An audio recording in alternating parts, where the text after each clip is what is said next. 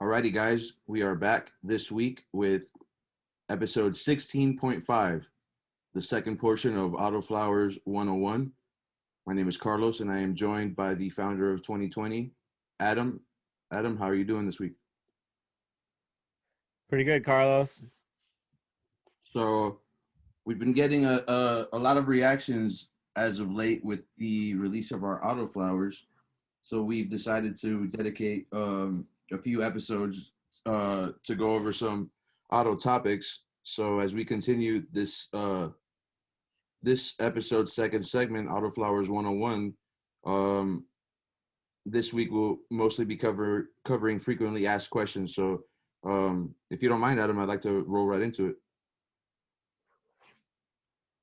So Absolutely. Can I? I want to sort of start with a little disclaimer and uh, a sort of shout out in a sense. But first of all, I'm not an expert autoflower grower. I there's people out there who have a ton of knowledge and experience in this. So I definitely like to share all the observations that I've made. Um, and but I'm not the leading expert in this field. And a shout out to a lot of these pioneers who have really been sort of working with autos for a decade or more, and definitely blaze the trail for a lot of us to sort of make it a lot easier for us. So if I say anything that's controversial or against somebody's opinion, I just want to make it clear that I'm speaking based on the observations that we've made growing autos, and a lot of it's been with the breeding program itself, because most of the autos we've grown have been in the breeding program. So I hope to share this information, and I hope it helps people along the way. And I'm happy to let's get started now. right on. So on our last episode, we spoke about growing in our facility with soil. So one of the questions we received was, if growing with soil, what size pot is ideal? What are your thoughts on that? Yeah, so I do have a decent amount of experience in this, and I just had this conversation yesterday with someone. So it's a good way to start this off. So we have done some experiments with soil, with soil and pot size, and what we have observed is that the size of the pot directly influences the size that the plants get. Now, of course, you do hit a point where you're not going to continue to get larger plants after a certain pot size. So, of course, the next question would be, well, what pot size is that? Now, if we're talking about indoor, I think there's a difference between indoor and outdoor. For one thing, it's not practical to necessarily grow 20-gallon pots in a grow tent. So clearly, I would argue that if you're in a grow tent, you're going to want more plants and smaller pots. But if you're out in a field or in your garden, if you're not planting in the ground, then I would say that probably a 20-gallon pot is sort of maximizes the potential of the auto. Maybe a little more than that. I think anything less than 10 gallons, you're probably hindering the maximum size that that plant can get. So that's sort of my basic observations that we've made. I I will say, one thing that will help beginner growers is if you do have larger pots and you're growing in pre-amended soil, you can more or less um, minimize the amount of fertilizer that you have to use to a point where maybe none at all with an auto. So for instance, if you've got some pre-amended soil that's got some fertilizer in it and you grow in a large enough pot, the plant will continue to find that fertilizer up until the point of about 2 or 3 months when the plant is mature and ready to harvest, and you can quite quite easily get through an entire cycle with just giving it water. um, but that cannot be done in a small pot. So if you're only growing in like a 6 inch 6-inch square, a 5.5-inch square, or a 1-gallon pot, I've not been able to successfully get through an entire cycle without having to fertilize in that size pot. So um, it's basically the bigger the better up until about maybe 5 gallons indoors, and up to, let's say, 20 or 25 outdoors. On that same token, would the pot size have a significant effect on yield or maybe the flower time?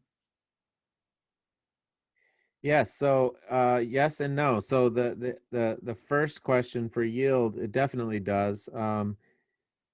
That's something we basically proved by doing an actual side by side with a bunch of glue sniffer plants, and I actually have a pretty good photo of a lineup of plants where we put exact same seedlings in a 1 gallon, in 3 gallons, and in 5 gallons, and we have, it's essentially a stair step um, in size. So the height, the overall girth of the plant, everything. So um, I would say absolutely it has an effect on yield, because you're going to have a bigger plant. Now the flower, the bud sizes themselves were the same. So just you're going to have a lot more flower.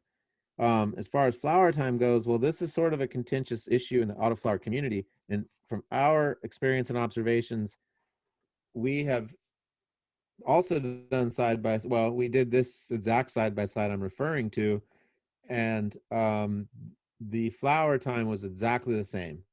So that brings up an important point, and an important arguing point in the autoflower community is, does the plant hitting, for instance, the tap root or whatever, or the plant getting root bound, force it to flower? Well, I would argue the answer is no. That a little tiny a plant in a solo cup, if it's grown next to its identical sibling in a 3-gallon pot or a 5-gallon pot, you're basically going to have the same flower time. It's just the 3 and the 5-gallon pot plants are going to continue to grow. They're going to have a lot more fertilizer, a lot more root space, and they're going to get a lot bigger. Now, again, this is part of my disclaimer. I mean, this is not a fact, but this is based on some observations we've made growing identical seedlings side by side in multiple pot sizes, and they were all harvested on the same exact day. Okay. So another very, very common question that I think a lot of us know the answer to. But let's just clarify this for the beginner. Can autoflowers be cloned? So yeah, it is a funny one because a lot of people ask this. I see in the forums, and they end up fighting over this kind of question that really, it's like, of course they can be cloned. I mean, it's, you can clone an autoflower, absolutely. You can make a cut and it will grow roots. Is there any legitimate reason to do that? I would argue no, because you don't really have enough time to root it and then do anything with the plant. And so um, what you're going to end up with is a tiny little clone flowering plant that will be, from what I've found, impossible to get back into any sort of vegetative state. So now this kind of brings up an issue with breeding autoflowers that we've noticed, in that, and I think this is where a lot of the sort of misinformation about autos come from, is these second generation autos. I call them the G2s, and they're the problem children of the autoflower world. So if you've heard of these people that are complaining that their autos were either like confused, half in veg, half in bud, or I call them confused because it's like they don't really know what they're doing. So they sort of like flower and shoot out these like giant fingers, and then maybe they go back into flower, and then maybe they shoot out more, and they end up being these like big giant crazy ugly larvae plants. I call those the G2s. Those are not always necessarily a second generation auto, but they're like sort of that first generation of when the plant has been as carries the auto trait, but doesn't carry it um, heavy enough, or it doesn't hold the trait strong enough to really just turn into a nice dense flower. So um, I think that sort of brings up why some people have said that they can clone, that they've had success cloning autoflowers, because maybe they had these second generation ones that are really just in this confused state where maybe you can get them to re-veg and then go back into flower or something. But it's for a really good solid auto, it's very unlikely that's going to happen, and I really just don't see a point in cloning them. So again, yeah, you can clone them, you can you can grow roots, but is there any point in it? I do not know of any point to do that. Okay, so Adam, another sacrilegious topic surrounding autoflowers is the question of can they be transplanted? Um, what are your thoughts on this? Yeah, it's a definitely an argued topic in the auto world. The the short answer is yes, they can. I mean, absolutely, they can. Is it the best practice? It depends. So I'll tell you how we do it in our facility. We start in 4-inch pots or 3.5-inch pots. They're like the nursery style that fit in the standard nursery trays, that 18 per tray. We plant between 1 and 5 seedlings after they've sprouted into into these little pots, and then after between 5 and 10 days, we'll break them apart and we'll move them into their preferably final resting stage, um, or final growth pot. But that doesn't necessarily mean it has to be. So um, I think if you have the space to just go directly into the final pot, it's not a bad idea. But we have had plenty of good luck transplanting autoflowers that were flowering into bigger pots. For instance, if they were in a 1 gallon pot and the plants got too big and they were just drinking like more than once a day and it was just ridiculous to water them, yeah, we've upplanted them and not had any problems. Now, I will say that there's a window of time where you have to be really careful, and this is sort of the one of the things I constantly preach to people about when they're growing autos, is the absolute importance of that window of time from when the plant is about 7 to 10 days old up and through about 30 to 40 days. So that's a really important window. I would avoid transplanting during that time. And the reason is that even minor transplant shock will slow the plant way down, and you'll probably get much smaller plants. However, after that window, that's basically once you've got sort of flowers forming. Um, they can be upplanted for sure to help them with health issues or to let the roots expand more.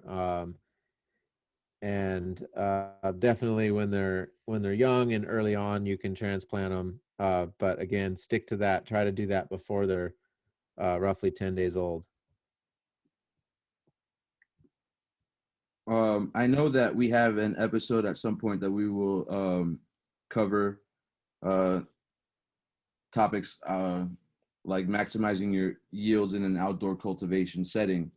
But I know that a lot of the indoor guys like to practice different training techniques, such as like bending and stuff, low stress training kind of deals. But one other thing that becomes contentious when speaking about autoflowers is the concept of them being topped. So, what are your thoughts on that? Um, yeah, so I don't recommend topping them. I don't want to ruffle feathers because some people swear by the method, and I think if you really sort of have your ducks in a row and you really have a solid program, growing autos. I think it's more feasible. It's risky though. Everything with autos is risky essentially. I mean, they're I don't want to say finicky. They have a short fuse. So um any sort of risk you take, you can cause irreparable effects. So I generally would urge people not to actually cut tops off, but to just do gentle, non-invasive training, like you referred to earlier. So just a simple like bending down and tying it down with a string or with a little plant tie or something like that's, I think, a better way to try to get if you're trying to get more tops um, and basically to get the plant to bush out more or better lateral growth. It's better to do it in a gentle manner, just so you don't shock the plant. It's, again, I can't stress enough, it's that critical 20 days that you have. That's everything. So uh, you want to keep those things running. Um, so I guess my final thought on this episode would be another point of contention that occurs when discussing photoperiods and autoflowering plants. Um, People like to discuss their yield. In your opinion, what are your thoughts on how much an autoflower yields, and in comparison of photo periods, which would you prefer? I know the settings may require different options. So, what are your thoughts on that? Yeah, so that is a common question, probably one of the most common questions, and uh, I I hate the question. Because first of all, it sort of points to the person asking the question as being pretty naive, to actually say how much does this plant yield. And sometimes my answer is it yields between a quarter ounce and a quarter pound. And I think that that's actually the most honest answer you can give with an auto, in that there's even with a photo. I mean, if someone asked me that question with a photo, I would say it could yield anywhere between a quarter ounce and 20 pounds.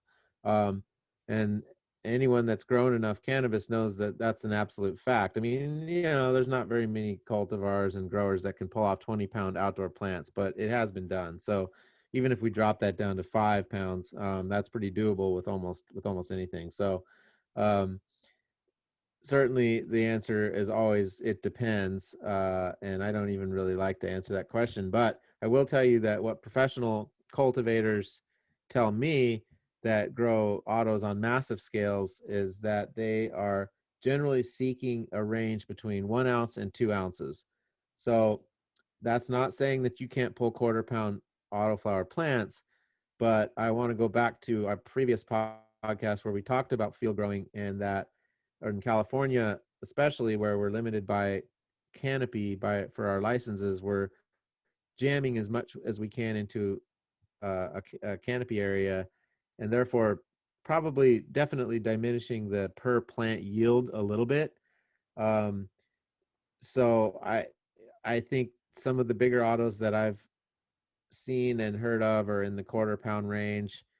I don't want to ruffle feathers. I'm sure there's people out there that have had a couple pound plants. I know they exist. These are going to be definitely, though, some of your like 120-day autos where you get into those sort of long haulers, where the plants actually get like 6 feet tall and really bushy and stuff. So it can be done, but the general rule with very well experienced professional auto growers who I've talked to many of always sort of have the same answer, in that they shoot for a quarter. I'm sorry. They shoot for an acre. I think I mentioned this in the last episode, but for an acre, they typically grow 10,000 to 15 or 16,000 plants, and that's packed in pretty tight, and that's shooting for 1 to 2 ounces per plant. And I think that comes out to a couple thousand pounds per acre. So um, and being a cultivator, I always like to think in square footage more than per plant, and that's you know really the plant yield itself is irrelevant. It's how much does that plant produce in a given amount of footprint. That's the important that's the important number. Right on. I guess to sort of conclude this episode series, I'd like just to maybe ask you for an honest statement, considering that you come from a traditional growing background where for many years all you ever played with was regular photoperiod seeds. As a company, we've transitioned into the feminized photoperiods. Um, but I think I can speak freely when I say that if you would have asked us 5 years ago, autoflowers were not in our game plan. But since we have entered this realm, can you just kind of give us an honest statement on um, coming from a traditional growing background of these photoperiod plants and transitioning into autoflowers, what has what has really stood out to you and allowed you to accept them and bring them into your day-to-day life? Yes, absolutely. So I will be the first person to admit that I was not a fan of autoflower plants, and I've explained this before in previous podcasts, but the main reason is that being a photo breeder, we would often get these plants that sort of had this auto trait to them where not positive if it was actually the true auto trait or it was just a hair trigger flowering trait, but we would get these plants that would basically flower on a whim, and we would work that out of the genetics. So we sort of like just hated that trait and didn't really want to have anything to do with it, mainly because we couldn't keep mothers. If you tried to, you'd find this fabulous cultivar, and then you'd try to keep a mother, and it would just start flowering in the veg room. And so that's probably where my animosity came from them early on, and then it sort of uh, bled into growing some really early production autoflowers from Europe that were just really garbage flowers. So it was like, yeah, it was kind of compounded on that. And so I will absolutely be the first to admit that if you asked me 4 years ago, I would have said no way. Don't have anything to do with those things. Um, and I think I sort of saw the light when I was confronted by somebody up in Alaska about getting some medicine that truly needed some CBD autoflower blends, and I said, well, you should check out our photos, and they're like, I can't grow photos in Alaska. I have to have lights and fancy greenhouse equipment and all this. He's like, I don't have that much money, and I just want to grow them in my backyard, and I need some medicine, and autos are the only way for me to do it. Trust me, I've asked a lot of people. Like the guy had done his homework, and um, that was actually sort of the bending point for me, and that's to this day one of the reasons that we have a pretty strong CBD program going right now. Is that I wanted to get these, and I'm not talking about hemp. I'm talking about mixed profile CBDs. Basically, we always shoot for a 1-to-1, but in that range. So um, that is definitely what got me convinced, and then it became a fun experiment, just breeding with them, and really seeing that the quality is just as good as photos. And anyone that says otherwise, I mean, they're basing it on either no experience at all, something they read or something their buddies told them, or like me, some old strains from some of the pioneers that just didn't have the quality. So um, there's it's just completely false that the flower isn't comparable, both in potency and in terpenes and and everything. So um, I mean, I'll admit that we have our most potent photo period plants are definitely more potent than our most potent autoflower plants, but that's only because we haven't had the time to work them. We've been working our photo period plants for well over a decade, so we've had a lot more time to build that potency up and to make them ultra strong. And if you give me a decade on these autos, then I'm gonna be right up there with the photos as far as potency goes. Our autos are kind of are hitting in the low 20s now and the high teens, um, and certainly um, I have ambitious goals to reach those high 20 sort of pinnacle pinnacle numbers with our autos, and I promise you we will do it. That's selective breeding, as long as it's done properly with enough data behind it. It there's nothing stopping us from doing it. With that being said, everybody, please stay tuned. We have a lot coming down the pipeline. Adam, do you have any final thoughts on this episode or any words you want to part with for our audience? Well, thanks again for joining us, and again, we really want to dive into a lot of these subjects. So we're gonna focus on outdoor only on an episode coming soon. Field growing. I want to include field growing. I really want to sort of expose how autos are really can be really effective for outdoor cultivators in maximizing their potential for an annual season. And that's probably the biggest point that I can push to people, and maybe sort of answers the question that you asked that I maybe didn't completely answer, is that there's a huge benefit to having them into your program for outdoor cultivation, and that is essentially getting more flower in the same amount of area. And there's really no other way to do it besides light deprivation or having a light deprivation greenhouse. So really, there's hardly any excuse not to have some autos in your garden. And if you are skeptical and you want to try some, there's no better time than now. We're actually sponsoring our annual seed giveaway uh, called the Great American Auto Race, and it's pretty much sign up, get an email on where to order the seeds, and they're being shipped out by our vendors free of charge, just the cost of shipping, and you get a tracking number and everything. And so we encourage people to jump on that while it's still going on. It'll probably be going through May of 2021. Will likely be sort of the end of it. So uh, jump on board while you can. All right, guys, that concludes this week. Please like, comment, and subscribe if you aren't already to our YouTube page. Hit that notification bell to get notified every time we drop a video.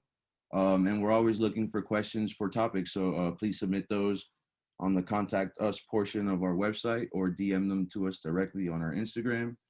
Also, once again, to find more information on how to sign up on the for the Great American Auto Race, visit our website or click the link in our bio on Instagram and click the Great American Auto Race tab, and you will find yourself signed up for one of the greatest events, seed events of the year.